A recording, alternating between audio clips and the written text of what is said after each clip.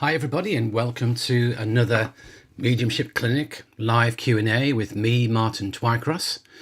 I run these Mediumship Clinic sessions on a monthly basis, and it's an opportunity for everyone to come online and join me and ask any questions you have on mediumship, development, spiritual topics, that kind of thing. I can't answer much beyond that, but that's what it's aimed at. So if that sounds of interest, then hopefully you'll join me. And welcome to all those who are joining this on the replay as well. You're very welcome. Good to see you. For anybody who's in the room, can you let me know if you can hear me okay? Can you let me know if the audio is good? I can't see any comments yet, so do type into the chat box. To be able to participate, you will need to be logged into Google or a YouTube account, and then that way you can type into the box. Real dreams, yes. Wonderful that it's working. Good to see you. So, okay. So, the interesting news is that I'm about to launch my mentorship course. So I've had many requests for a mentorship course from numerous people, and so I've been putting one in place, and it's going to launch either tomorrow, Monday the 26th, late in the day, or early on Tuesday, the 27th of May. Sorry, 27th, tomorrow's the 27th of May, or 28th Tuesday. Get the dates right, that would be helpful, wouldn't it? So yeah, so the good news is I'm about to launch my mediumship mentorship course. It is an online course. It will be run in Zoom. It will run for 10 months. There'll be 10 monthly sessions, each session running for about 5.5 hours. There will be the training sessions. And then also with the course as well, you'll have an opportunity to do a public demonstration of mediumship with other students. You'll also have the opportunity to submit to me a 30-minute private reading done with a member of the public for me to assess. Also, you will get a 1-hour personal coaching and assessment session with myself. And you get access to a closed Facebook group, and there's a certificate of completion at the end of the mentorship course with me. So it is aimed at those who are intermediate to advanced level. It's aimed at those who are seeking to work with their mediumship to do private readings and platform. So the focus of the course will be private readings, will be readings, and will be platform presentation and platform work. So there will be opportunities to do readings and platform during the course, and you will be able to receive constructive feedback from myself throughout. It's going to be kept to a small group, 16, so that it enables me to give personalized tuition to each participant, because I think that's very important. I know a lot of courses you just go in and you may work in breakout rooms. I like to see people work, because if I don't see people work, I don't know what their strengths are. I don't know the areas that need to be lifted. So seeing people work is a vital aspect of it. And many people ask me, can you do one-to-one mentoring with me? To which the answer is sadly not. I don't have the time. But this mentorship course will be the closest you'll get to one-to-one work with myself. So if that sounds interesting, and hopefully you may wish to join. As I say, well, it starts on Sunday the 16th of June is the first date, and it will run all the way through till March 2025. The cost is £1,299, £12.99 if paying in full. Or if you wish to pay in instalments, then the cost will be £1,350, 3 instalments of £450. In terms of access to it, it will be by application. And the reason I'm doing that is I want to give priority to those people who are at the right level. It is aimed at intermediate to advanced. It is aimed at those who've already done some work with private readings, with platform. I'd expect people joining to be comfortable to do a 30-minute reading during the course, because that's what we're going to be doing. And so certainly you should have done at least a 20-minute reading. And in terms of platform work, people should at least have done quite a number of platform links running for about 10 minutes that are successfully placed. That's kind of the level it's aimed at. It's aimed at those who want to develop their platform mediumship, develop their sittings, and take it to the next level, and ideally become professional working mediums. Hence, that's why it's a mentorship scheme. It's aimed at helping mentor and coach people to that level. So what else do I need to tell you? Yeah, also, I'm going to give priority to those people who are familiar with my teachings and those people who've purchased modules 2 and 3 of my study program, or the courses that I've done, Getting Better Evidence, better private readings, and better platform mediumship. The reason being is that many people who've done all those courses have asked me, please do a mentorship program, please do online course that we can attend. And so priority will be given to those who are participating in that process. But if you've not purchased those, you can purchase them, obviously. And also, if you would like to apply anyway, please do so. As I say, once the applications are in, and the closing date for applications will be the 3rd of June. Once all the applications are in, I'll let people know who's able to join and who will be on the wait list. So that's the plan. So that is my mediumship mentorship course online, which will be launching imminently. If you want to get notification of it, by all means sign up to my newsletter, and then you'll get it direct to your inbox. Follow me on Facebook, and you'll be able to receive the Facebook notification there. So those are ways in which you can find out about it. So we've got quite a few people in the room. Magilla, welcome. Lawrence, welcome. Ella. Do pop your questions in the chat box, and the way it works is that I run through them in order. So you put your questions in the chat box, and I'll go through them one at a time, and we'll see where we go. So welcome, Roger. So the first question I want to ask actually was asked by somebody offline, but I thought it was such a fascinating question. I want to bring it to the Q&A. So the person contacted me to say, I can't visualize, I can't see imagery within my mind. And with you're sitting in the power, I have a bit of a problem because I can't visualize the spark of divinity at my core. So how do I get beyond that? And the thing is, with a lot of meditations, they are very heavily skewed towards visualizations.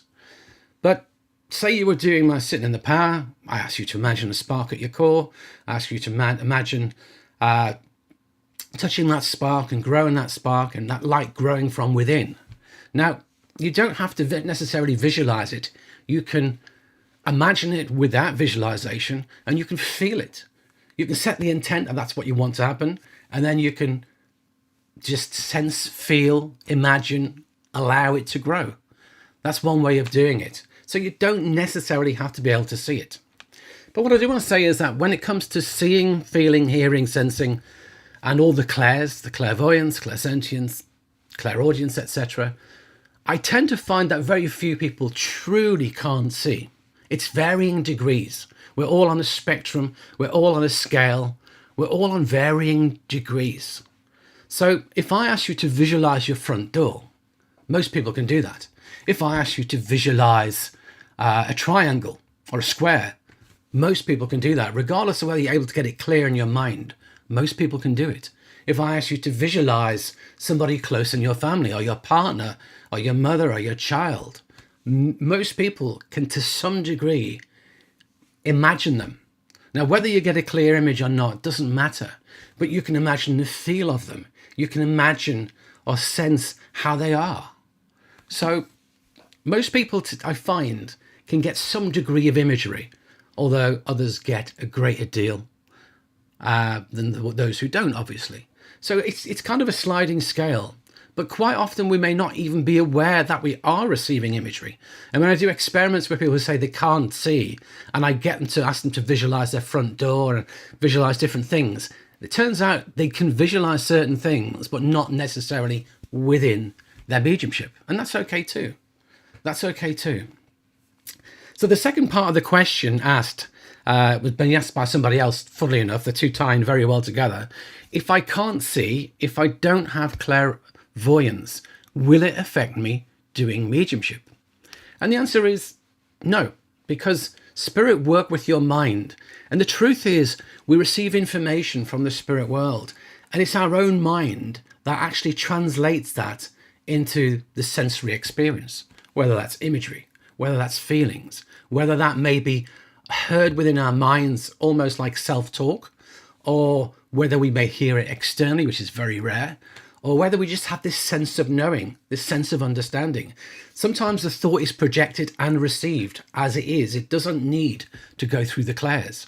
And that really is called clair knowing, but it's a form of telepathy. It's the thought is sent, the thought is received. And when I find out when I'm working with mediumship and I'm really in the zone, I'm not even aware of how I'm receiving the information. It just comes and it's known. And the point is, when we operate in this world, we use all of our senses. I don't just look at something. I don't say, stop, I'm now going to feel into something, and say, stop, I'm now going to listen to what I hear. We're receiving it all at the same time. And that's the same with your mediumship. You're receiving all of this sensory input at the same time. And how you receive it really is down to how your mind functions, what your makeup is. So the point being is, if one aspect does not function as strongly as another aspect, the other aspects can compensate for it. That's the point. So nothing stops you from being a medium. I know some people who are mediums who don't see. I know other mediums, people who are mediums who don't feel. I know other people who are mediums who don't hear. Many mediums do not hear. At least not what I would call true clairaudience, which is where you almost can hear spirit talking to you and you repeat it.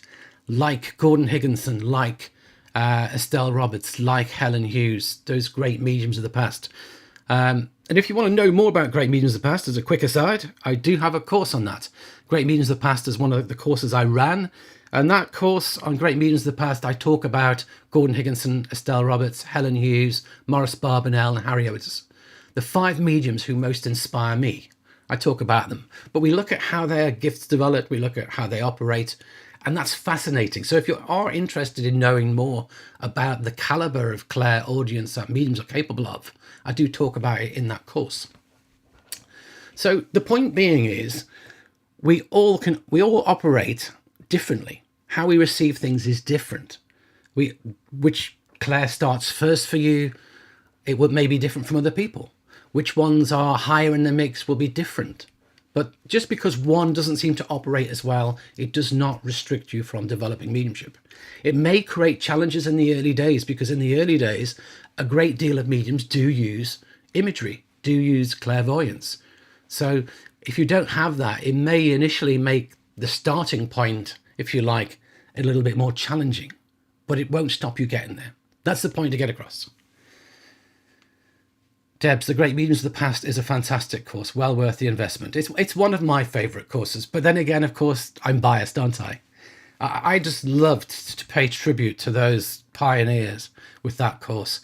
And what turned out at the end was a class at the end of it, which was a bonus class, which I was never intending to do, but it was called What Can We Learn from the Great Mediums of the Past? And several people said to me that that class by itself was game-changing. So hopefully, if you want to find out, it's available from our website. It costs £80 for 6 classes, which is good value. Okay, let's have a look at the questions. Ella would love tips for getting relationship. And the thing is, with relationship, there are a multitude of ways of getting relationship. Now, let me again, while I'm talking about my courses, there is a course of mine called Getting Better Evidence. 4 sessions, it costs £80. And in that course, I go through every type of evidence we get. I go through the different ways in which it works for different people. How it works through the different clairs. If you see, if you feel, if you hear, if you sense, whatever. I go through all of those as well. And so we look at how we can receive evidence in different ways and exercises we can use to help us get different types of evidence. So what I'm going to tell you now about relationships, this, if you want to know all the different types of evidence and how to get them, that's the go-to course, Getting Better Evidence. So with relationship, the first one is feeling and sensing the relationship. We can sense, if you like, a closeness. We can sense a love energy. But the problem with feeling it is you can get it wrong. So somebody can feel like mother, but not be mother. There could be somebody in the family who was practically a mother to you. So the feeling is correct. But like say you were brought up by your grandmother. she could come forward with a motherly feeling because she brought you up.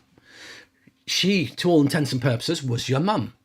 So we can get that. If you've got a very close relationship with your mother-in-law, if she was more of a mother to you than your own mother, then again, when you feel that mother-in-law from the spirit world, it feels like mother. So we can get it a little bit wrong when we're doing the feeling. That's the important part to get. And then the next tool I like to use is for those familiar with the family tree. If you're familiar with the family tree, then you have your next level up, your parents, and your next level up is your grandparents. Your uncles are your parents. It goes sideways to, your parents, brothers and sisters, uncles and aunties. And with yourself, you go sideways out to your own siblings, your brothers, your sisters. You may go sideways further out to your cousins. So when I'm working, I often work within the confines of a family tree, if you like. So now I'm going up a level. It's direct. It's mother or father. I'm going up a level into the side. On dad's side, it feels like dad's sister, auntie on dad's side. I'm going up to the high level still. It feels like grandmother. Or if I'm going even higher still, it could be great grandmother. Although many people, I don't generally work with great grandparents unless the people knew them. So that's important to recognize. So we can do that. We can work with the levels. And if you've done a family tree, that information will be within your mind, and it's very useful for spirit to use. If you've not done a family tree, try it. And that's another tool you can use. What else can we use to get relationship? We can get flashed an image of our own loved one. So if it's mum, I can get a quick glimpse of my own mum. If it's dad, I get similar. However, it becomes a problem for sister for me because I don't have a sister. So that's a problem. Brothers, not a problem. Sister, more of a problem. And so the point is, if you don't have that relationship within your family, you can't always get it if you're being given the image of your own person. And, that's something you set up with spirit. Effectively, that is a form of symbolism. We're setting up with a spirit world that we're trying to pull into our own minds who the relationship is. So that's another technique we can use. We can sense just a feeling of aunt, uncle, brother, sister. I often find the point at which I get the relationship is when I allow spirit and the person to really be close together. I may have a sense of what I think it is, but that's no good because you don't want what I think. You want who it is.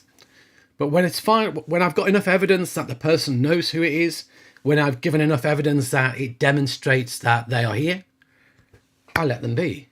They can bring what they wish to bring through. They can bring the messages they wish to bring. And at that point, I really feel the closeness of the relationship there.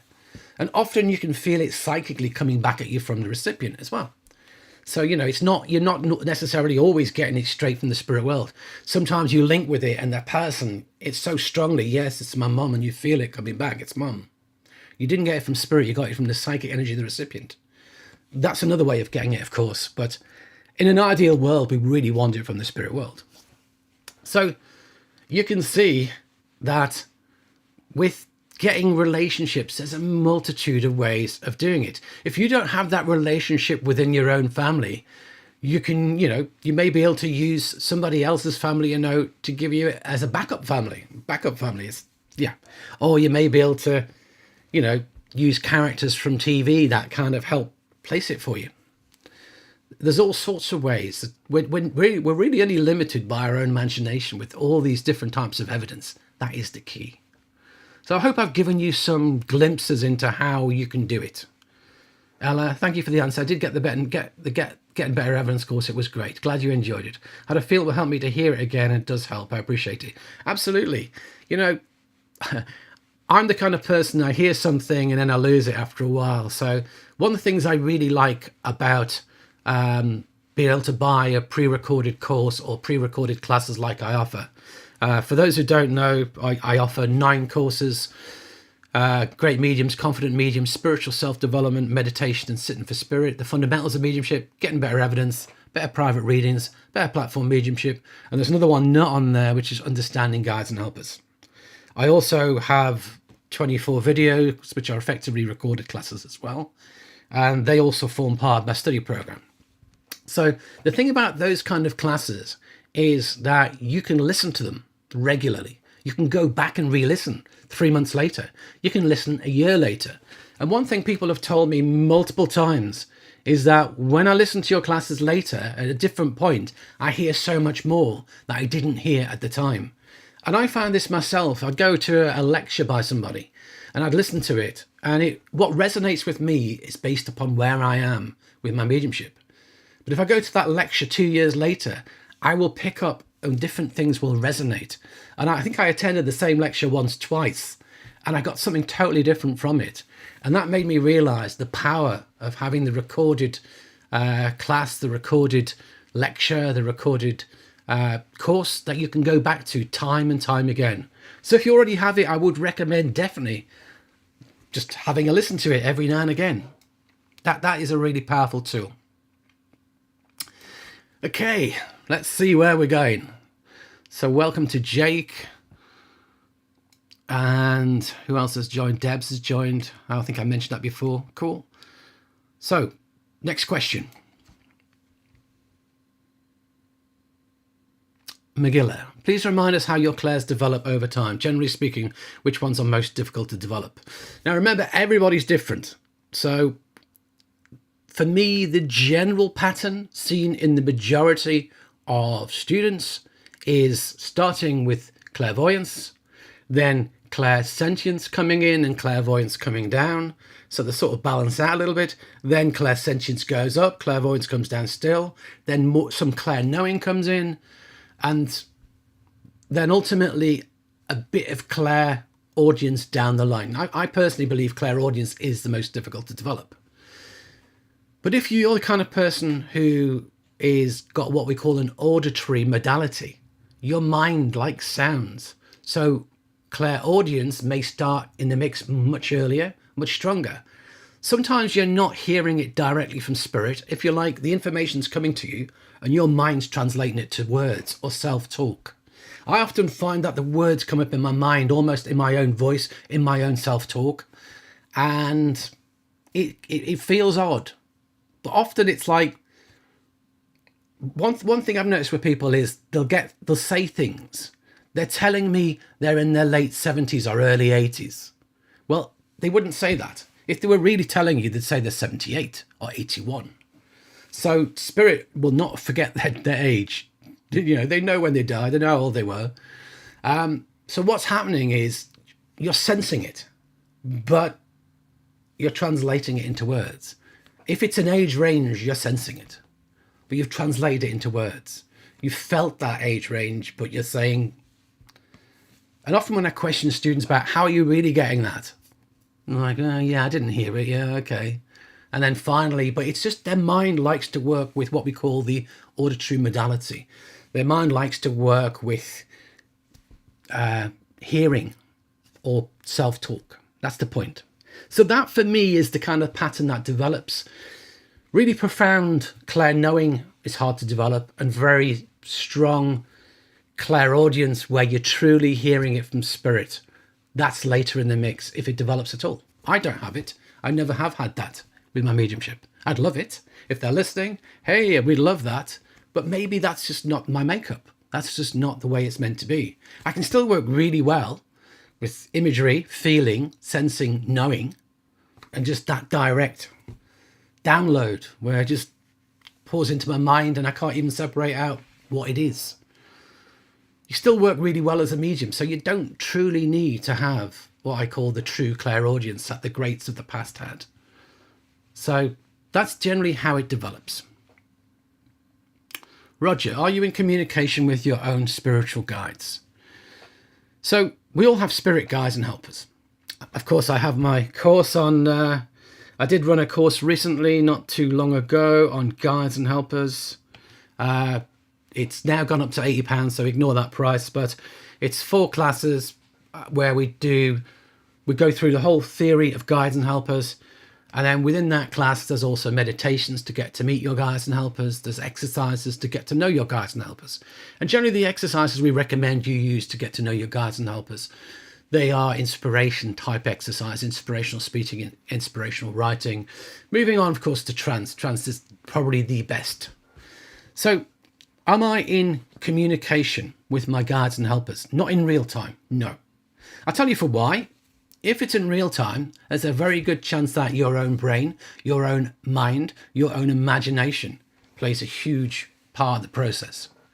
So if I send thoughts to my guides, I don't instantly receive them. I tend to get them when I'm least expecting it, when I'm in a daydream, or when I'm just, put the thought out there and leave it.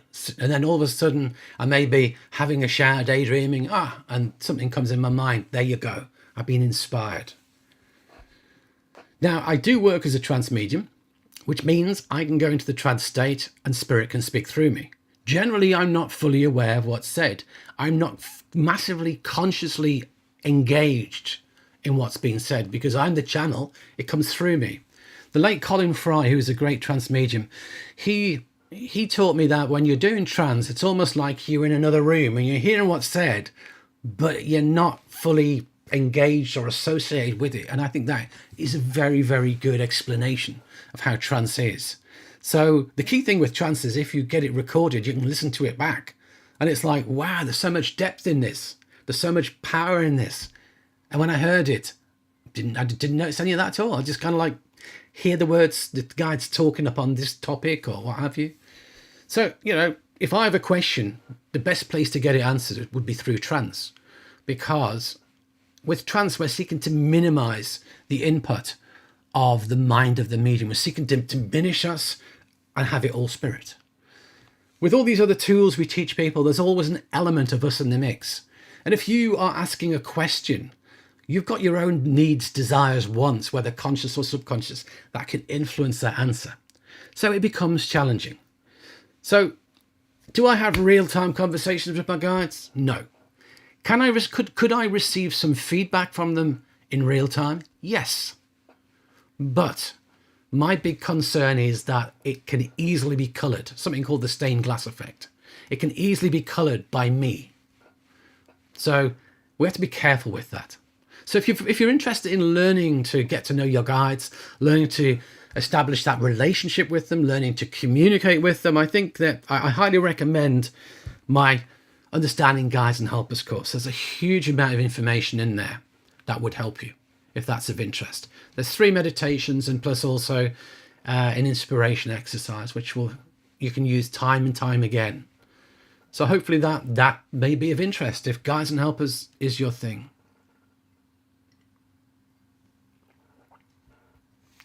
Next question. I'm alive at last. How do I speed up the time it takes to get the next piece of information whilst giving a message? It can sometimes take several minutes before I get anything more. Is this just practice? Well, practice is one component of it. It tells me that you're not properly connected. When I work with spirit, the next piece of information comes in very, very quickly. If you watch a good medium work, you'll hear absolutely zero silence. They're constantly talking. And talking helps keep the flow going. If we stop talking, it's the enemy of mediumship. Silence is the enemy of mediumship because it pulls you out the fire and it collapses it. So first of all, to do mediumship, you've got to connect well to the spirit world. Secondly, to do mediumship, you've got to maintain that connection to the spirit world. To do mediumship, you need power. If you've not developed enough power, you'll fall out. It will collapse. It won't last long. Without power, mediumship doesn't last long at all. If you want to do an hour's worth of mediumship on a platform, you've got to build quite a bit of power.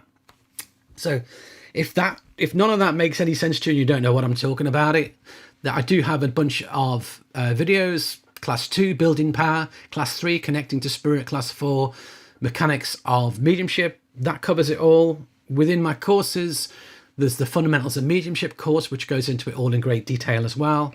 If you do my study program, again, that falls within classes 2 and 3 is in module 1. Class 4 is in module 2. So it all gets covered there as well. It's a lot of people I find have not been taught the theory. They don't know how to do mediumship. People don't really teach it properly. And therefore they're struggling along and it doesn't really work. So if I'm watching somebody and there's that degree of gap, you're not connecting. You're not properly connected to the spirit world. It's like trying to tune a radio in and you've not tuned it in properly. And you just get like occasional bit crackle and occasional word comes through and then there's nothing happening. It's hissing away, then another word comes through. But when you've tuned it in properly, there's a flow. There's a flow. But we've got to be able to stay connected to spirit to receive the flow. If we fall out of that connection, yeah. So a lot of people don't understand the connection. So the connecting to spirit is key. And then being able to maintain it, that takes time, takes practice. It takes building of your power. As I say, power is the fuel for mediumship. If you're not familiar with what power is, I do have a playlist on sitting in the power. There's 4 classes in. The first one is why should you sit in the power. Second one is how to do it. Third one is common problems encountered by beginners. Fourth one is common issues encountered by those more experienced. And then I also have another video called The Key to Mediumship, which is the power. So they're all in the playlist. Do check them out. You'll get a huge amount of information from that. So it's not just practice. That's the key. The key is it's not just practice. It's learning to connect. It's learning to maintain the connection. It's learning to keep the flow going. And we need to be energized and active. Mediumship is not a passive state. Too many people, when they're doing mediumship, are passive, and that's not going to work for you neither. So it's the energy, the active, empowered, energized, excited state. Again, I go into all of that in the connecting to spirit, if that interests you. Okay. Real dreams. I've experienced every eclair, starting with smells, since I was a toddler. Then so many experiences over the years, including hundreds of psychic dreams. We all have, when you imagine, you're effectively using your clairs. When you visualize within your mind, you're using the clairs. That's why we get beginners to follow like visualization meditations and meditations where they get to hear, see, feel, sense, because it's trying to work with your psychic senses. Real dreams, do you set up your own symbols library? I think if you're going to get symbols, you have to understand their meaning. All a symbol is a way of transferring information to you quicker than you could otherwise get it. So to do that, you need to have a symbol and have an encoded meaning that you can decode quite quickly at the other end. If you receive something, I'm seeing a bridge, but I've got no idea why there's a bridge. That's not helping you. I'm seeing a feather, but I don't know what a feather means. It doesn't help you. I'm seeing this or that. It doesn't help you.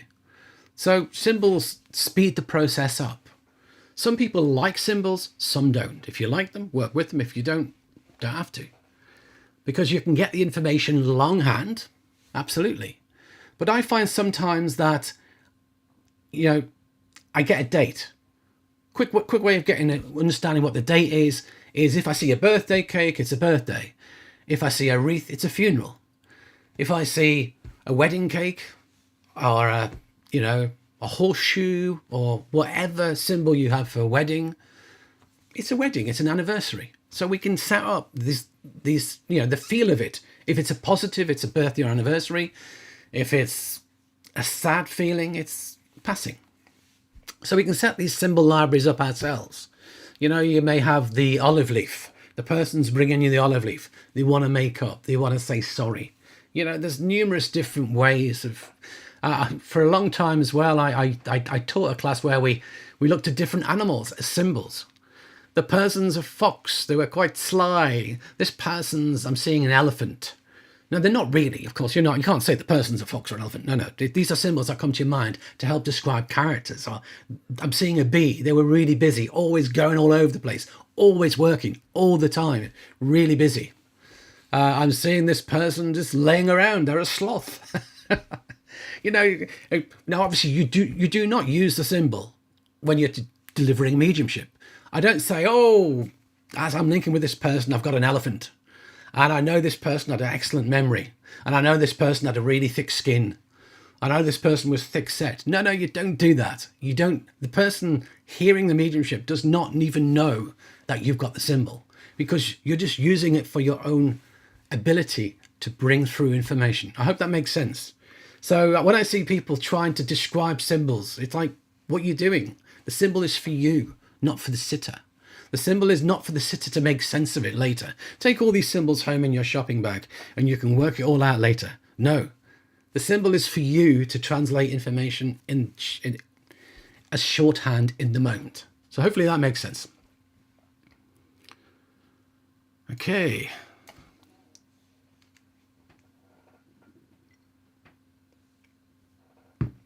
Okay. McGill, does linking to a sitter's guide require different mediumship training than bringing loved ones through during a reading? Consider a spiritual assessment of sitter where their guide's input is key. So, how easy is it to link to somebody else's guide? At first point, way harder than linking to your own. That's key. Second point, let me be controversial here. I'm going to be a bit controversial here. Many people have claimed to link to my guide. I don't think they have. I've been given everything from Aborigine to Zulu, and a lot of it is complete piffle. You know, we talk about my strapline on the channel is bringing you practical down-to-earth teachings without the fluff. And boy, have I had a lot of fluff where guides come in. You know, and when I'm working myself, if I was doing an assessment for somebody, I don't see necessarily what their guide is. I feel an energy. I've got strong energy, a strong male energy. And, you know, it'd be very easy to go, oh, Native American. But guess what? That's generally your own mind triggering archetypes. The reality is there may not be. But the person should know if they have a strong, powerful energy, male energy that works with them. Do they know that? Yes, I do know that. Well, that's all we need to do. I don't need to say what it is. The person may have created something within their own mind as to what it is. It may not be the case. So in my Guides and Helpers course, I talk about how guides will come as we want them to come, as we need them to be. They're not necessarily that person. Silver Birch is often portrayed as a Native American, but Silver Birch was not a Native American, and neither was White Eagle, and neither was Red Cloud. Three of the most famous guides who were portrayed as Native Americans. If you go into their teachings and you listen to what they say, they're not.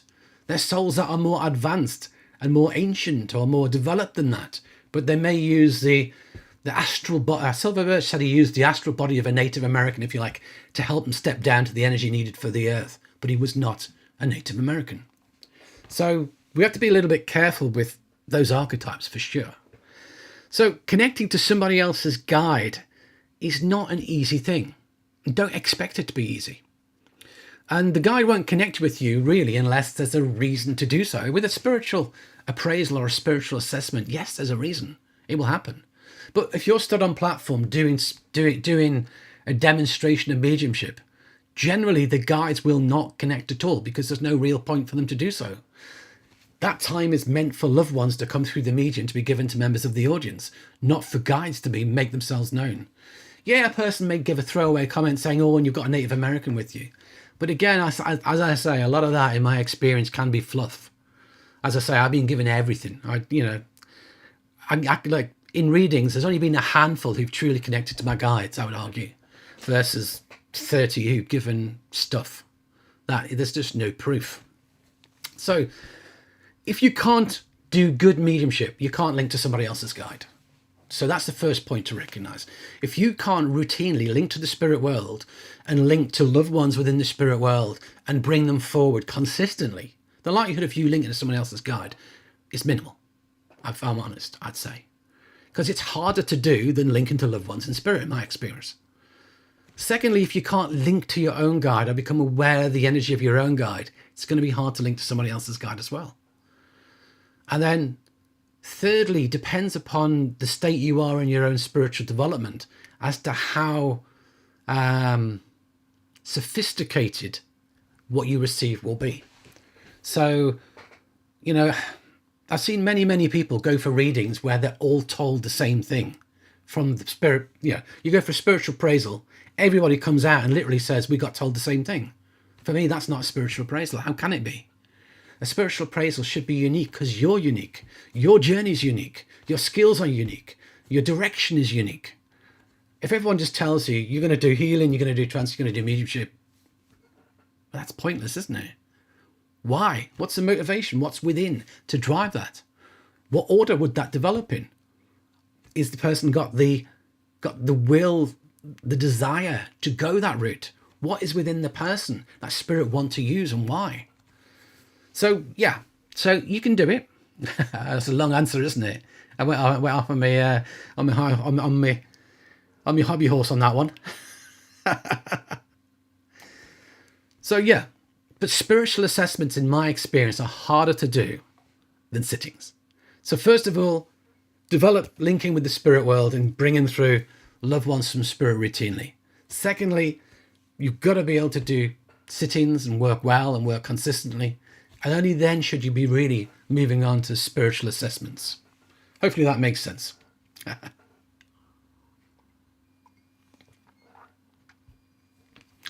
Real dreams. Could you imagine a silhouette of a standard family group? I was once shown this with 2 male siblings greyed out to tell sitter she had siblings in spirit. So you could do, yeah, again, that would be, effectively you're working with an image as a symbol. So imagine mum and dad, and then you see how many siblings there are. There's 3 of you. And then you may, let's just say for argument's sake, we make the female siblings pink and the male siblings blue. Okay, I'm seeing 3 of you, I'm seeing 2 blue, I'm seeing 1 pink. That's two boys and a girl. And then all of a sudden, one of them suddenly fades to grey. Yes, I feel your brother is in the spirit world. Yes. So yeah, these are all, absolutely, these are all symbols you can use to work with spirit. There are no restrictions. Your own imagination, it's the limit. We can do loads. Debs, I once saw a spirit objectively on my ceiling. It was a very profound connection. Nothing like that since. How could I develop that further? Is it purely up to spirit? I'd say it probably is, yes. How many people would get something really profound like that? It can be a once in a lifetime thing. For some people, they'll never even get that. A lot of people may not even understand what you're talking about. That how can you possibly see spirit objectively on your ceiling? It is possible, absolutely. I've known people who've seen objectively spirit. I know people who have seen images of their guides or their loved ones appear on a wall. When I was doing trance once, I was in a trance state. I've got my eyes shut, I don't see a thing. But a guide appeared on the wall and was animated and was moving. An image just literally manifested on the wall. And the sitters all go, wow, that's amazing. Oh my God. And I'm oblivious to all of it. I have to afterwards, I have to say, what were you seeing and what were you talking about? But was it my guide or was it their guides? I'd say it was one of their guides, not mine. So yeah, because let's face it, if it was my guide, it'd be better if they appeared to me, wouldn't it? But it appeared to them using the power within the room during mediumship. Yeah, so it really is up to spirit when they would choose to show themselves, how they would choose to show themselves, in what mechanism they would operate. Gordon Higginson, he was visited by a monk at the Arthur Findlay College. He was driving home from a church. He felt very tired and he found himself completely off course from where he was going, but close to Stansted Hall. He went there and asked could he stay the night. They let him stay the night. And as he was there, a monk came to visit him, and he went into the library with this monk who was trying to persuade him to become the president of the SNU. This is all in Gordon's book, On the Side of Angels. And he tells it in many stories as well. You often hear him tell it if you listen to some of his lectures. So he was telling the story of the monk, and he left the room to go and talk to somebody else at the college, left the monk in the room, went back in, wasn't there. No way out of the room. He realised it was an objective manifestation of one of his guides, which is phenomenal, isn't it? You can't even tell that this is your guide because it just feels like a real person, albeit dressed very oddly. So that can happen as well. You could actually meet your guides. Through physical mediumship, your guides can be materialized. Your family can be materialized. I think it was Albert Best who was in Africa. I think it might have been Zimbabwe. And he met a medicine man, and the medicine man lifted his armpit up, and underneath his armpit was manifested Albert Best's loved ones. Absolutely in daylight. Amazing. Absolutely amazing. So all sorts of different things are possible. Can you try to make it happen? Yeah, I don't think you can, to be honest. I don't think you can. It's probably a gift from the spirit world, and it's on their terms, always on their terms. So I would love to see my guides objectively manifested. I prefer it to be during the day, honest, if I'm honest, not in the middle of the night, not when I've been watching a horror movie, nothing like that. But yeah, if it happens, it happens. It's wonderful if it happens.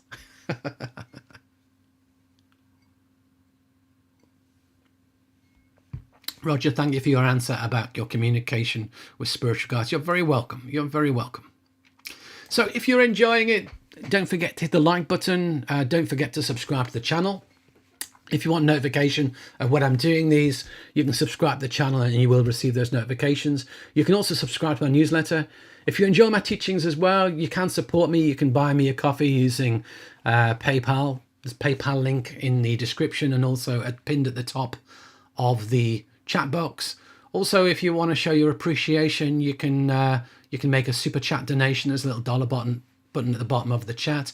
Or if you're watching on the replay, there is a super thanks if you want to buy me a coffee. But also do check out my website. Do check out my courses, my study program, my videos, and also check out the mentorship course if that's of interest to you. As I say, that will be launched in the next 2 days. If you're on my mailing list, you'll get an email about it. Also, I'll be posting it on my social media on Facebook. And obviously, if you're listening to this now, if you're listening to this replay or the clinic live, you'll find out about it that way as well. So 10-month mentorship program that I'm launching in the next 2 days. I've just finished today sorting out the website. So I've just got a few more bits to sort out that have changed on the website since I was last in there. They keep changing how you load things. So once I get it all bottomed out, it will be going live. Okay. Debs, the Guides and Helpers course is another good one. I'm glad you enjoyed it, Debs. I really enjoyed teaching that one as well. I enjoy teaching all of them, if I'm honest, but it's good. Real Dreams. I took a 5-day in-person course here with James Van Praag and Lynn Probert of the AF College. My first exercise, I got Sitter's dad's name, total wow experience. Then a few others, but mostly blocked. That can often happen. We often have what I call...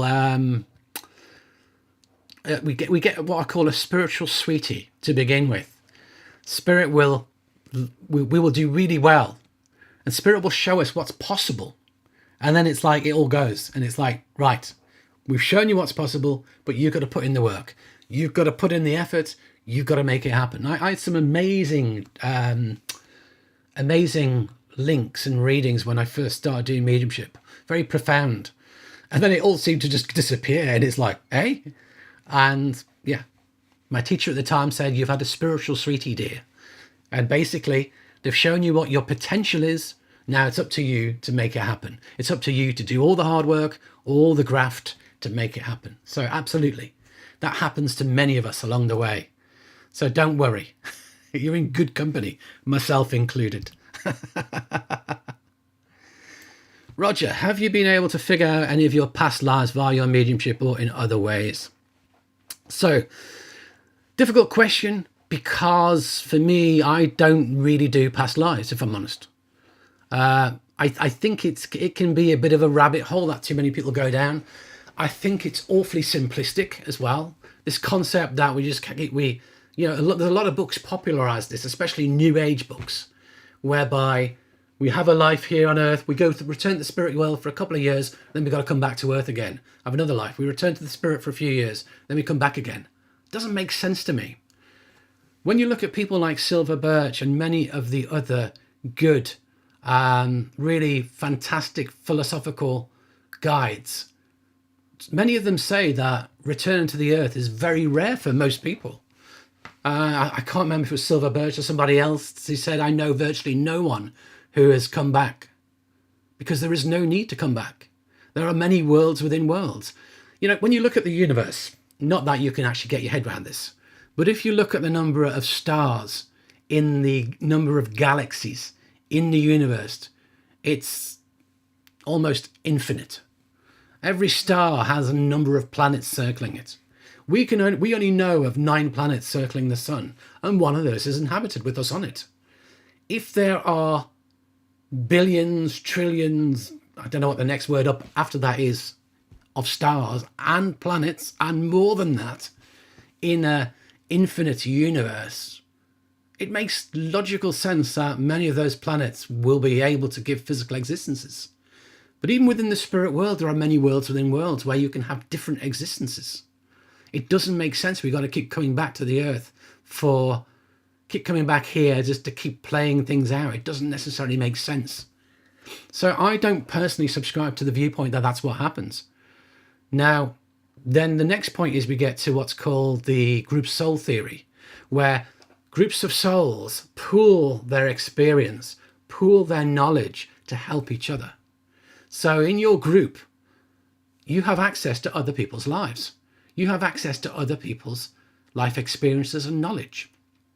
As a soul, you are a part of that greater whole. You are linked into it. When you go, say, you're walking down a street in Paris and you think, I've been here before. I know what's around the corner.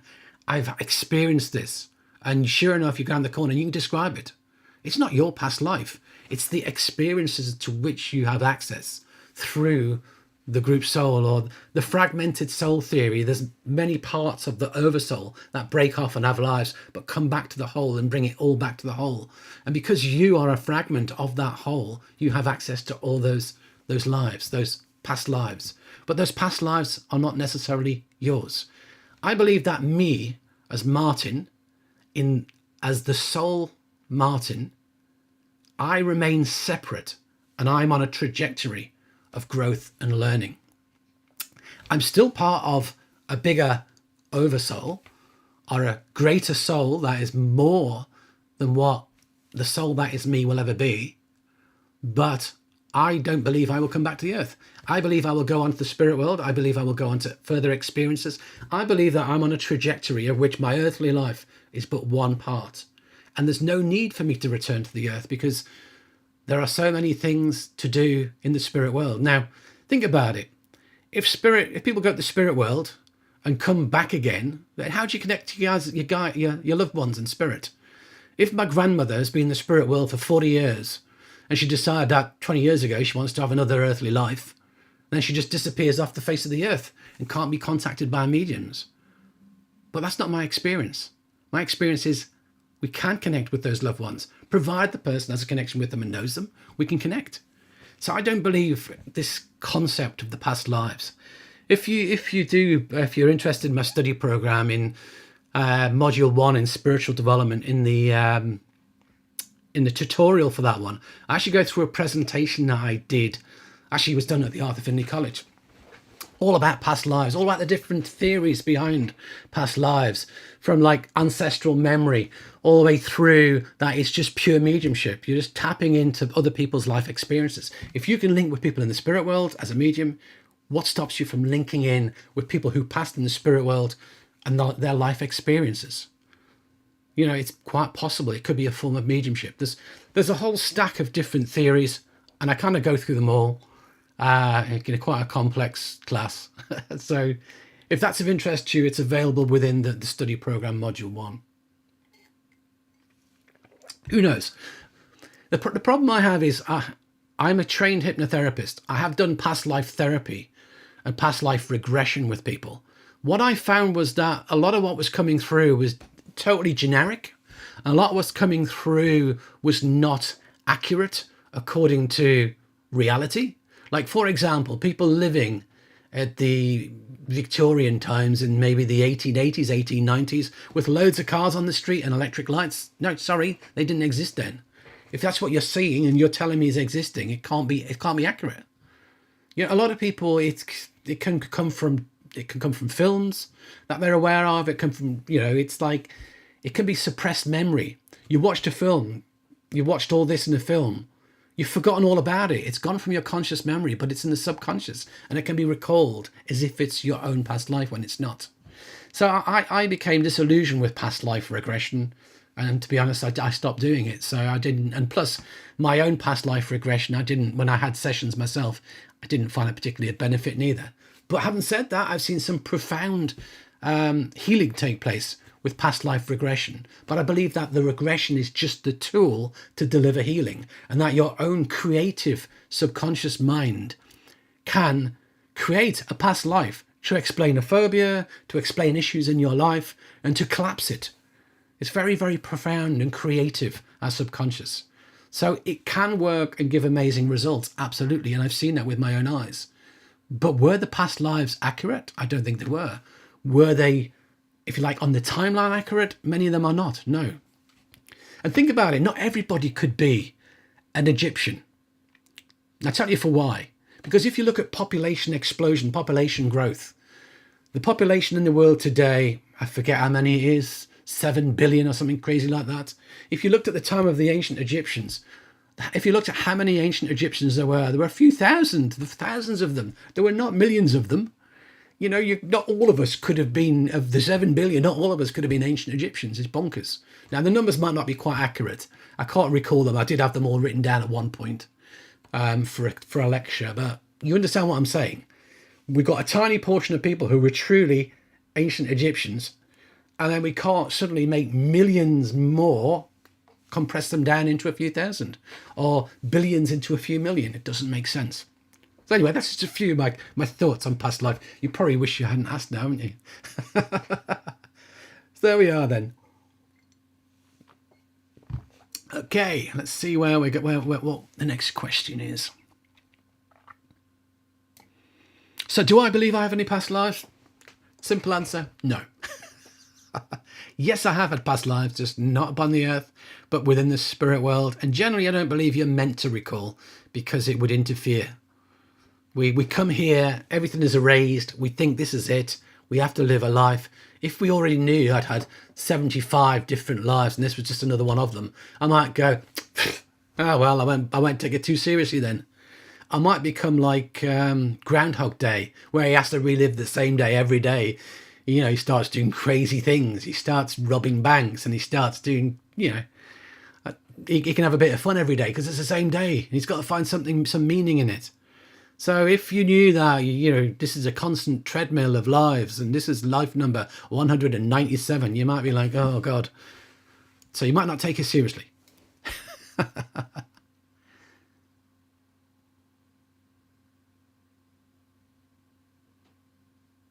Pierre, thanks. I really like your teachings. They resonate with my challenges in getting a deeper connection to spirit. I'm glad that you find them helpful. Ella, can you speak about changes in mediumship? I'm getting less golden nuggets, but more messages and more flow. Still miss my magical evidence moments. What changes are expected? Really, mediumship is forever changing. If you think you've cracked mediumship and you know what's happening in your own mediumship, prepare to be challenged. Our mediumship is forever changing. That's important to recognize. And, you know, mediumship, it's a fascinating journey. It really is a fascinating journey. In fact, I think that reminds me, on Facebook, there was a wonderful quote came up from my guides and helpers on mediumship. I must share it. I think it was for due today. I need to see if I can get it out tonight on Facebook. So yeah, mediumship, we're forever changing.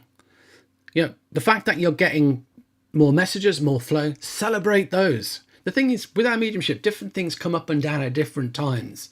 I used to be brilliant at doing people's health. It's almost like I could get someone from the spirit world and tell you everything that happened to them health-wise. It was an amazing thing that happened. For a while, I became amazing at dates, and then that disappeared again. So the health is still there to a degree now. The dates are still there to a degree now. And what happens is different parts come up and get good and then come down again. You're still capable of getting that evidence. It's just not as strong as it was.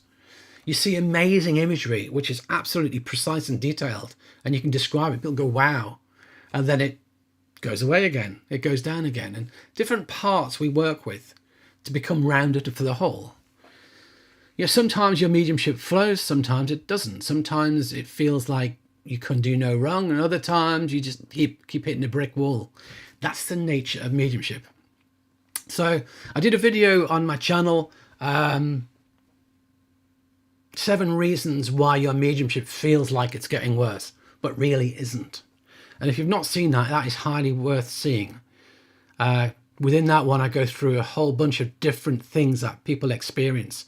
In the early stages, everything is so intense. The feelings are intense. The images are intense. And it's like, wow. And then like later on, it's like, I'm not getting it very strong. But it's called the conservation of power. What happens is, to give you that in the early stages burns huge amount of power, and you can't really do a great deal of work. So what Spirit do is to say, okay, they've got it now. All I need to do now is give them a simple flash of the image and they'll get it. They don't need the detail. They don't need it held there in their mind's eye for so long. We'll just give them a glimpse of it and they'll get it. Similarly with a feeling, we don't feel it really intensely. Oh, I've got this intense feeling. Oh God, I'm having a heart attack. No, you just get this brief feeling of heart attack. Okay. Because you've had that intense experience, now we can, if you like, symbolize it, shortcut it into a subtle feeling that you'll pick up. So those are very common in my experience. So with that, we've got to expect changes. So do check out that video. You've got some quite profound ones in there. I won't go all through now because it's probably about 15 minutes worth. And plus, I can't always necessarily remember them all. Cool. So, yeah, expect changes. What can I tell you what they'll be? No. Everyone's different. What happens with each of us is different. But just be prepared to go with the flow, be prepared to be flexible, and be prepared to work with it. And enjoy the journey. Enjoy the journey. Don't get too focused on the outcomes. So if you're enjoying this so far, remember, hit the like button. You can leave me a comment in the chat box as well. If you're enjoying this, you can use the super chat or the link in the PayPal if you want to buy me a coffee. But do check out my courses, study program, videos, etc. And you can support the channel as well by purchasing those materials. So next question. Gab Online, I'm waiting for a new computer to buy your courses. There is mentioned it takes some space. Yeah, if you want to buy the study program, they are downloads. If you want to buy the videos, they are downloads. Each class is about 1 gigabyte, 1,000 megabytes, thereabouts. Maybe some are 500, maybe some are 1,000. Similarly, if you're buying the study program, they're all downloads and each class is similar size.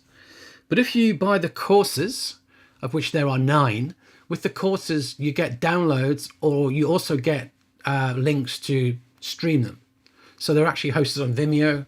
You get a Vimeo link, you can watch them on Vimeo. So if you're short of space, the courses is probably the better route because you don't have to download. You can just watch them online. You always have access to them. With all my products, you always get access. If at any point you lose access, contact me and I can resend you links to them. There was a problem I had with my store. My store used to be hosted upon a company called Cells. Cells was purchased by Amazon, and for some reason, Cells shut down. So the day they shut down, I had to rebuild a new store completely. It's now hosted on WooCommerce, which is I have better control over. But when Cells shut down, all the Cells links stopped working. All the download links stopped working. So if you have old download links that don't work anymore, do contact me. I can send you new ones. But I know some people, they'll sell you something, you get the access to the class and the access expires after a month or 6 months or a year. I don't believe in that. If you're buying a class, it's like, for me, it's like you're buying a DVD or a CD. You're entitled to watch it for effectively the rest of your life. So if the download stops working, contact me, we'll sort it out. We'll get you up and running with it again. So if you are short on space, that's one option. I'm alive at last. Thank you, Martin. I can get evidence drip in over 30 minutes to form a evidential message. Just very slow process. Some days better than others. We'll look at building the power connection. Yeah, absolutely. That's where it's at. And also just getting much more energized and into it. If it's coming too slowly, we have to really get the energy going to make it happen. McGill, after your spiritual sweetie period ended, how long did it take you to get back to consistent stride? And what did you invest your development? Sit in the power circle, theory, a mixture? Well, back when I developed, there was very, very little theory. There was nobody who would teach like a theory class like I offer at the moment with my videos or my study program or my courses. That didn't really exist back in the day when I developed. We're going back, we're going back 23, 24 years ago. So sitting in the power is very powerful and useful and helps, absolutely. So I would go to circles. I would do a couple of weeks a year at the Arthur Findlay College.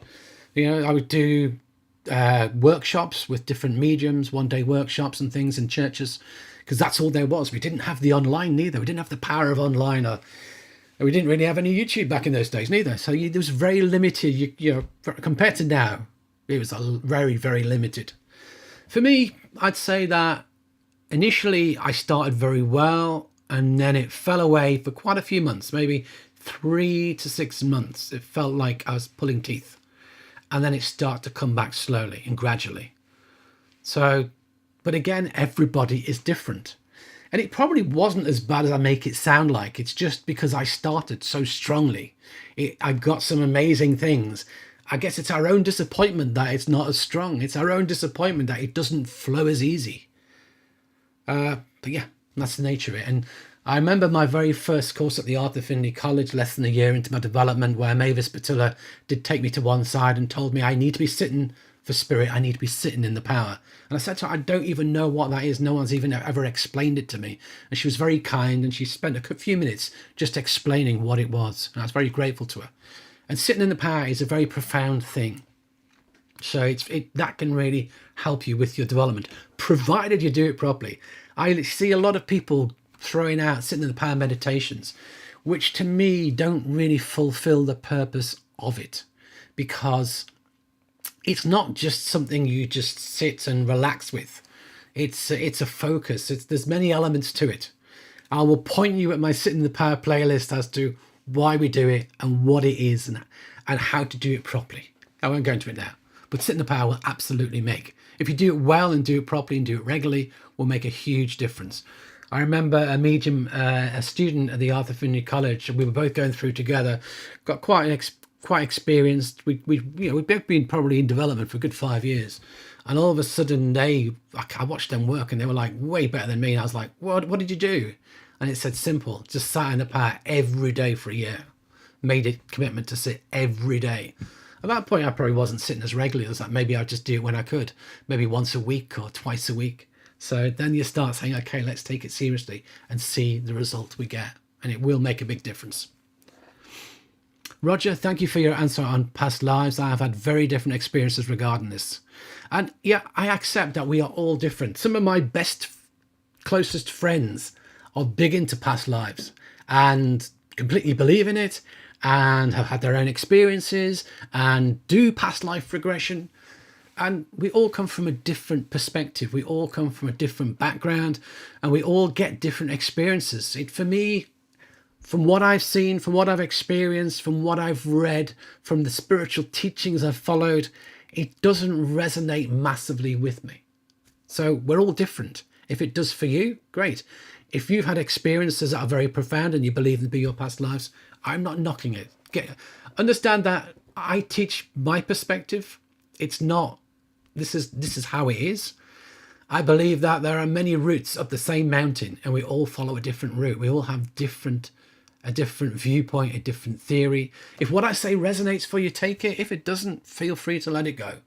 And I completely understand that everybody has their own understanding, especially on a topic like past lives. Past life, it's when you ask the question, it's like, do I want to get into this? Because I know I'll probably upset a few people along the way with my views. But remember, this is just my perception of it. I personally believe it's way, way more complicated than I could even express in the answer. It's way more complicated than that. And yes, there are past lives, but I don't believe it's a past life of the soul that is me. I believe it's the oversoul, the fragmented soul theory, etc. I won't get more into it. Because the thing is, trying to explain this in a Q&A can be very hard because of how complex it can get. So if I could do a whole class on it and get into it and take you through all the different theories and take you through all the different understanding, we may all come out of it on the same page at the end. Maybe not. So no, I'm not denying anybody any past life experience. Understand that. It's just that I'm not saying that that experience is my past lives. I'm saying that they are past lives of my soul group or my oversoul or people which I have a very profound connection. Maybe my guides' past lives. Who knows? Okay, I'll leave past lives behind. But I'm trying to explain that, yeah, I completely understand. Many people listen to this will say, Martin, you're completely wrong. And that's fine as well. I don't mind.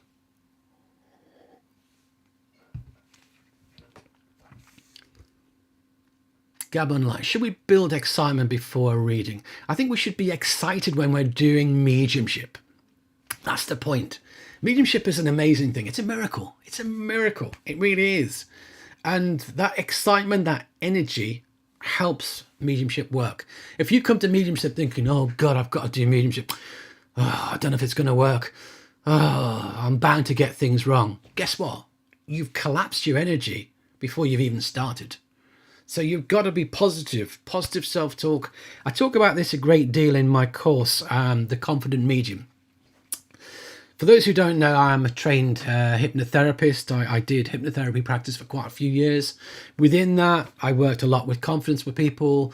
We work with NLP, we work with visualization, we work with self-talk, we work with affirmations, etc. So in my course, The Confident Medium, I try and bring all those techniques in to help people. Because if you're having a lack of confidence, it's going to be some degree of that aspect. Sometimes it can be confidence in all aspects of life. Sometimes it can be confidence in a specific area. Sometimes it can be confidence, a certain experience or a certain response can trigger a collapse in your confidence. And it's learning to deal with each one of those scenarios. Everyone's different. Where one person says they have a confidence issue, their confidence issue may be very dramatically different from somebody else's. But basically, we've got to get excited. We've got to be positive. We have to bring positivity to it. We start working, I get a no. Oh, I knew this would happen. I know I'm not a good medium. We have the imposter syndrome, very common. And you start getting several no's. See, I knew it. I'm not a medium. And then you've collapsed your energy. You've moved yourself away from the spirit world. You've moved out of your power. You'll not be able to work. So yeah. Definitely getting excited before you work, whether it's reading, whether it's platform, whatever it is. Yes, it is exciting. Gab Online, why sometimes I have a great reading full of evidence and next time almost nothing? Well, part of me wants to say welcome to mediumship. Mediumship is highly variable. Everyone has to understand this.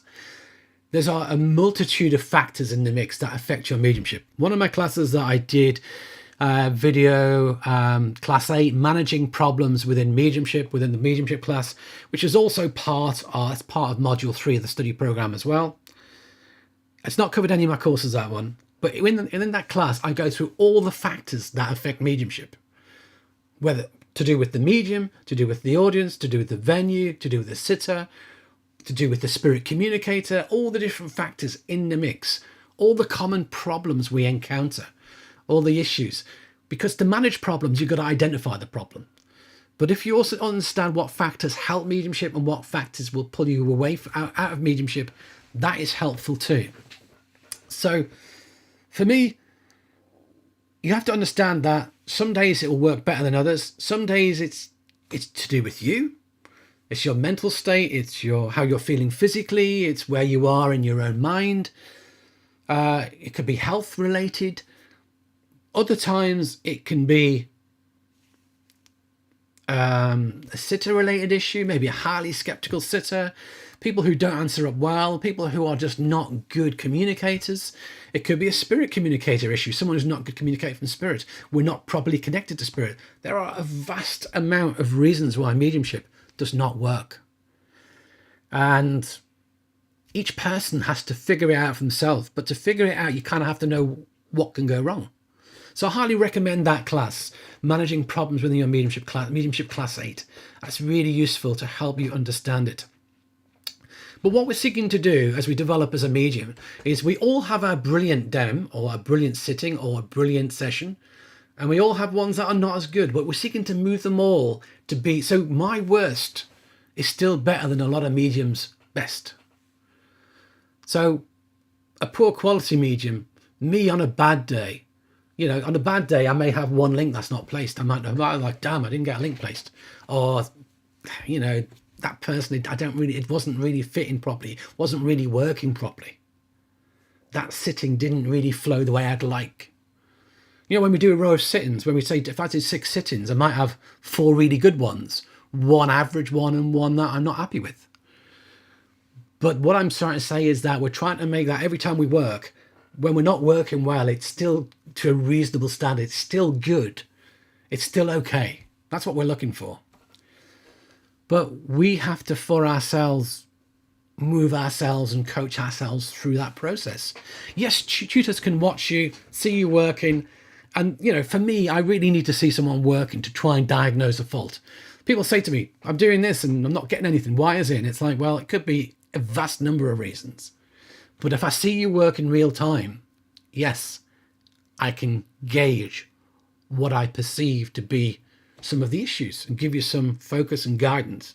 And with the mentorship scheme that I'm launching, the mentorship course, that's my intent. My intent is to work with a group of students and to really get into the nitty-gritty of how people are working and to help them improve, to help move them along that journey and help make their worst sitting, their worst dem still a good quality experience for everybody.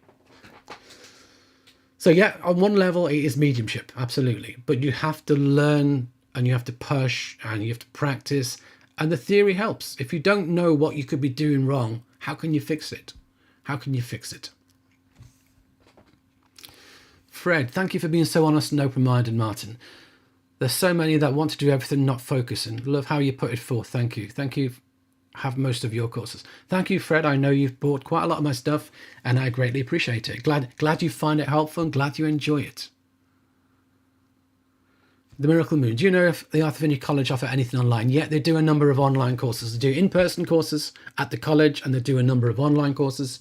I can also recommend the online classes at the Journey Within Church in the US. They're usually of a good quality with good quality tutors. But definitely, yeah, there's a lot of stuff available online in these days. There's a lot of the Arthur Finney College tutors offer mentorship schemes, progressive schemes as well. And, themed classes. There's a lot of stuff out there. Absolutely.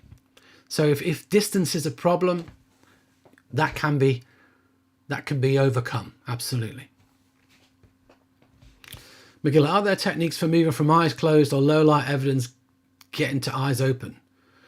If you ever come on a class with me and you work with your eyes shut, prepare to be told to open them. That's the simple answer. Open them. Do not get into a bad habit of keeping your eyes closed. Most people think if I shut my eyes, I'll be able to see more clearly within my mind. It's not true. If I ask you to shut your eyes and visualize a green door, you can see it. But if I ask you to keep your eyes open and visualize a green door, you can still see it. So spirit don't need you to have your eyes shut. Most people think that it will improve their mediumship, but it doesn't. The problem is eyes shut disconnects you from your sitter. Eyes shut disconnects you from an audience. Eyes shut can become a very bad habit and it creates a barrier between you and the person you're working with. Now, I once had a whole private sitting in a practice exercise done by a lady who had her eyes shut, who just talked at me, never asked me for any feedback whatsoever, and just talked to me for 20 minutes. And she opened her eyes and she said, "So how was it?" And I said, "I couldn't take a word of it." And she said, "Well, why didn't you stop me?" I said, "Well, why didn't you ask me? Why didn't you open your eyes and have a look at me?" And you would have seen I couldn't take it. You didn't ask for any feedback. You didn't open your eyes at any point during the sitting. So if it's not being understood, whose fault is that? She didn't like me for it. Thought I was pretty cruel. But it was if you're not going to ask me for feedback, I'm not going to volunteer it. If you're not going to look at me, we lose that connection. The connection collapses. And people who are taught to do that is a very bad thing. So if anyone who's ever been on a course with me, wherever it is, in churches, Arthur Finney College, wherever, First thing I'll do is I'll get you to open your eyes. And if you don't like it and you keep shutting your eyes, I'll just keep telling you all the time, keep your eyes open. By the end of the course, most people can do it with their eyes open. You've got to just, I would say the technique is open them and stop doing it with your eyes closed. It's as simple as that. And, you know, there's no transition to go from eyes shut to eyes open. It's just a simple case of doing it and being reminded when you're not doing it. I sometimes when I teach people and I'm on a platform, if I'm sat behind the medium and I'm behind them on the platform with them and they're working with the audience, I get the audience to let me know if they shut their eyes, just so I know, because I can't see. I'd have to set a camera up or a mirror up to see what's going on. But it's important. It's so important. It's a really bad habit to have. So the sooner you can break bad habits, the better. In fact, that would be a good topic for a video, wouldn't it? What are common bad habits and how to break them? I like that. That's a good topic for a YouTube video. I've written that down. Hopefully over the summer I might get around to it. I'm alive at last. Do you think it slows you down by writing the message evidence down and then getting up and giving it, rather than getting your link and working on the spot? I find the latter so difficult due to anxiety. I do not let people try and write it out in advance and then get up and do it. I do not ask people, people who train with me again, I say, do it in real time. Do it in real time. I'll tell you for why. If a tutor's watching you, they've got to see you get the information in real time. If you're working and you're getting some information that you got earlier, and then you're working in real time and you've got a link with spirit, it may be a different spirit you're linking with. You may be taking some evidence you got earlier and mix it with some new evidence you're getting now, and it all becomes a horrible mess. You know, sometimes, and it's very hard to deal with this one, the person's actually not linking with spirit. They think they are, but they're not. And if they write it all down and no one can take it, well, what are you going to do then? But if they're working and they're given information, but the tutor can see, are they linking? The tutor can feel, is that coming from spirit? So again, it just adds feedback to the technique. So again, just like eyes shut, eyes to eyes open, I tell to people, don't get any information before we start, get it in real time. And they'll come up and I'll know when they've got information. I'll say, all that information you've got, let it go. And they'll start making a link. And I'll say, it's all remembered. You've got it earlier. So now you're going to leave that link and we'll start again. And they go, oh, no, I can't do that. It's like, yes, you can. And you're going to do it now because I can see you're bringing up just recalled evidence that you've not getting in real time. You know, if people give loads of information really quickly, generally they've got it already. So when we work in real time, it's a little bit slower. There's loads of clues as a tutor you see if people are working in real time or not. So that's useful to see, you see. So for me, I teach people, do not get it in advance. It becomes a crutch that you've got to do. So yeah, it may be difficult initially due to anxiety, but you'll be able to push through it. You'll be able to move beyond it. You know, it's a crutch effectively to get it in advance, and it's not helpful. So working in the moment is always best, always best. Hopefully that helps. Right, where am I?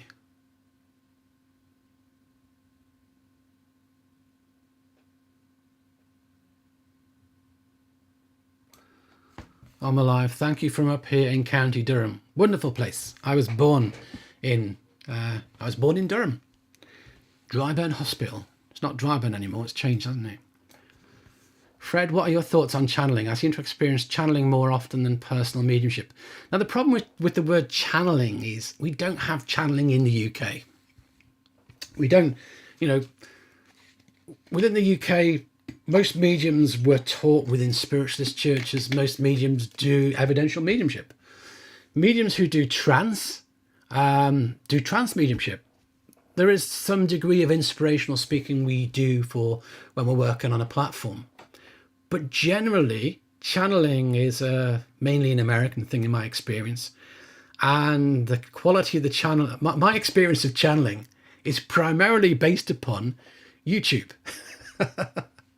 And that's a tricky thing, isn't it? Because for probably every good channel, there's probably a whole bunch of hopeless channels as well, or not so good ones. I've seen some ones that are just farcical, absolutely farcical. So, yeah, it's hard. Now, to me, what is channeling? Channeling seems to be a form of inspirational speaking. Channeling seems to be a form of bringing inspiration through from the guides. So in the UK, we'd call it inspirational speaking. So, yeah. Now, it depends on what your interest is. If you want to do channeling and you're taught to do channeling, you'll do channeling. But for me, I don't do channeling. I do trance, but trance for me is very different from channeling. And the quality that I see from mediums doing good trance can excel, go beyond channeling. I have seen some real life channels in person. I have seen Esther Hicks in person at an event, and I found it quite bemusing, the conditions in which it was done, but I won't go into that. But so what are my thoughts on channeling? Yeah, if that's your bag, go with it. Absolutely. Is it reasonable? Yeah. If that's the type of work you want to do, yeah, go for it. But is it something I do? No. Is it something I have a huge amount of experience on? No. Is it something I teach? Again, no. I'm not a channel, so I don't teach channeling. For me, I think the problem is in the UK, we consider it to be either inspirational speaking at varying degrees and depths, moving into trance. It's a sliding scale. And for me, channeling sometimes fits in a very light inspirational speaking state through to the more deeper states. The quality, I've seen quality with some people, but I guess it's the same with trance. Some trance mediums don't have necessarily great quality in either, and some do. So we see that sliding scale of quality as well. But a lot of it I come across just seems to be spiritual niceties, which I don't really like in my experience. You know, I like it to be a bit more depth. For me, I was always taught that the difference between you and spirit is that spirit should be able to go way beyond what you're capable of. And that's true. So if I can talk really well about a topic as me, Martin, uninspired by spirit, then if I'm working with spirit for inspirational speaking, channeling, call it what you will, trance, then what comes through from spirit should go above and beyond my abilities, above and beyond my knowledge. It should have a depth to it that I can't deliver in real time with my eyes open normally from my conscious mind. And when I've done trance, information has come through that's been so profound, ideas so complex that I have to reread it multiple times to even get my head around what it is. Because it's like, and it's mind-blowing. It's like, wow, that's so eloquent, so brilliant, but mind-blowing. And I couldn't have thought of that. And often what's said as well may contradict what I believe. And I have to change my views over time to, if I take on board what the spirit world say. So trance versus channeling, this is the hard problem. It's for me, within the UK, the way I have it, it's the sliding scale of, if you like, going deeper, you know.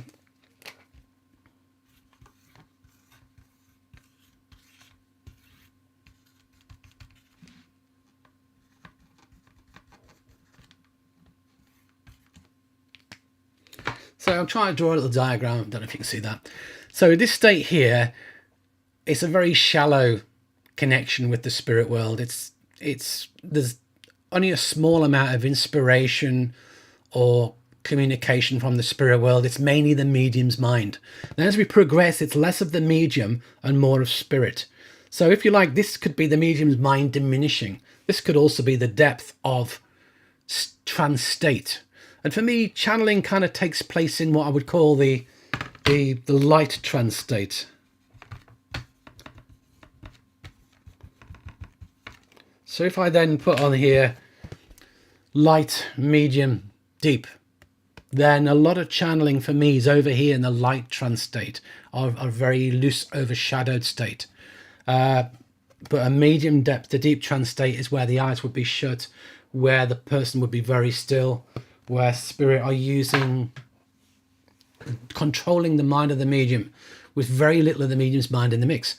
If you watch Gordon Higginson do a trance demonstration, there's 2 of them on the Gordon Higginson YouTube channel, where the guy Chu Chow, the Oriental guy Chu Chow, is speaking through him, delivering philosophy. That is the deeper trance state. Then when so that's kind of more over here on this side. And then when he's doing the trance clairvoyance with Paddy, that's kind of more of a medium depth trance state. It's not as deep. But channeling would be a little bit lighter than that as well.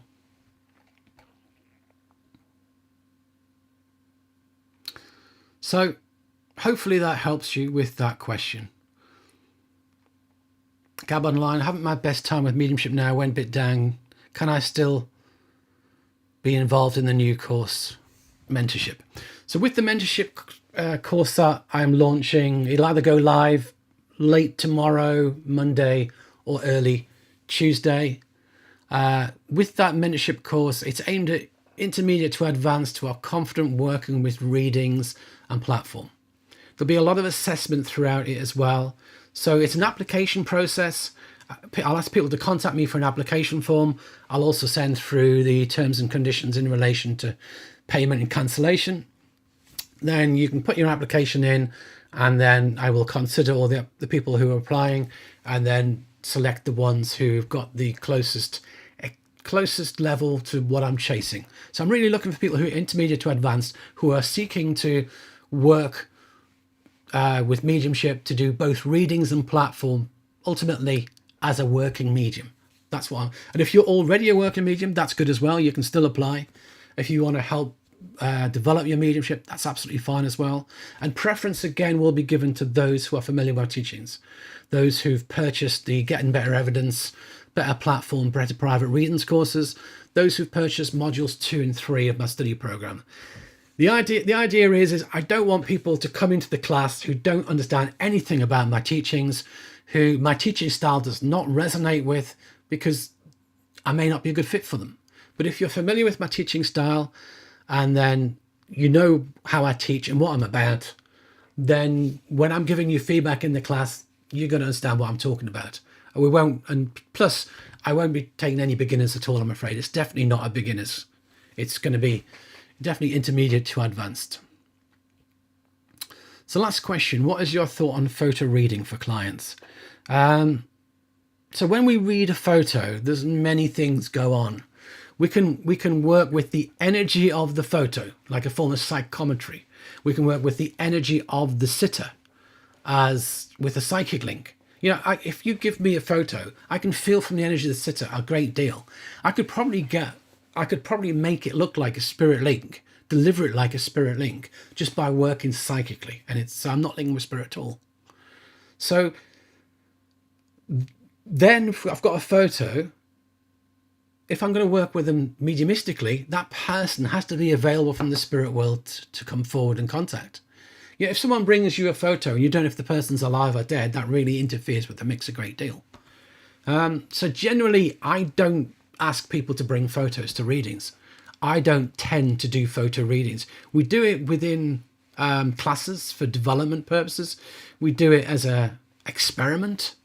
I know some mediums who do photo readings, and I've seen variable results, if I'm honest. Sometimes they link with them and sometimes they can't.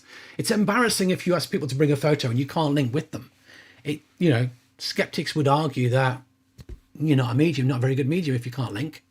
But remember all the factors I was talking about earlier involved in mediumship. That person may, I talk about the radio analogy theory of mediumship, whereby the medium's like a radio receiver and all the different spirits are like broadcasters at different frequencies and different wavelengths. I may only have a limited range of wavelengths I can cover. If the person in the photo is outside my range, it doesn't matter what I do, I'll never get a link with them. Over time, with experience and practice, I can grow my band of wavelengths I cover. But if it's at that point when I'm not able to link to that, move to that frequency, I'll never link with them. So if someone brings you a photo and you can't link with them, there's nothing you can do. Of course, you could work psychically. You could go into the energy of the person. This is your mum. You had a very close relationship with your mum. And through that person's experience, all available psychically, you could talk a great deal about them. Absolutely. I think what we have to do is be very honest about where we're getting the information from. And to do that, you need to be experienced in working out how you're working. Is it psychic? Is it some degree of psychometry? Am I actually truly linking with them in the spirit world? Sometimes I can get information about people, and like say I'm working, doing mediumship, and I give a name during a sitting. I give a name. Oh, that's my dad, but dad's not here. But I know you were very close to your dad. I know your dad is the person you most want to come in the world. I know you and your dad were so close, and your dad had a traumatic passing, and that traumatic passing has really affected you. It's all psychic. I could say your dad's here. I could give all of that information, but I'd be lying, because I know I'm not linking with dad. I know I haven't got that connection, but I know that all that information is there from the energy of the recipient, and I could give it to them easily. And what I would often say is, psychically, I can feel all this about you, but I'm sorry, I'm not actually linking. But know your dad, that name has come forward, and your dad would like to have come, but he's not here. But know that they're bringing the name from the spirit world just to acknowledge it. So again, we have to be honest with how we work. I always say that whenever we're working, we have to be honest. We never make it up. We never portray it to look like a spirit link if we're not linking. It's not fair to spirit. Imagine if you put words in someone's mouth from the spirit world and pretended they were linking with you and they weren't. When you go to the spirit world, they may be waiting for you at those pearly gates to have a little chat and say, that wasn't me giving that information, that was you. How dare you? How dare you put words in my mouth? So we have to be very careful. We have to look at the responsibilities. So I think we've covered a lot in this session. I hope you've enjoyed it. I hope you got a lot from it. If you have, remember, hit the like button, subscribe to the channel, leave me a comment if you're watching this on replay. Do check out my website, my courses, classes, study program. And if you're interested in the mentorship, do stay in touch. And if you'd like an application form for it, you can send me an email to admin@martintwycross.co.uk, and I can send you an application form if that sounds of interest. But I will be launching it properly in the next 2 days. But if you know for sure you definitely would like to apply, you can always just drop me an email, and I can send you out an application form. So hope you've enjoyed the session today. Hope you got lots from it. I look forward to seeing you all again in the next one. Bye for now. Take care. See you soon.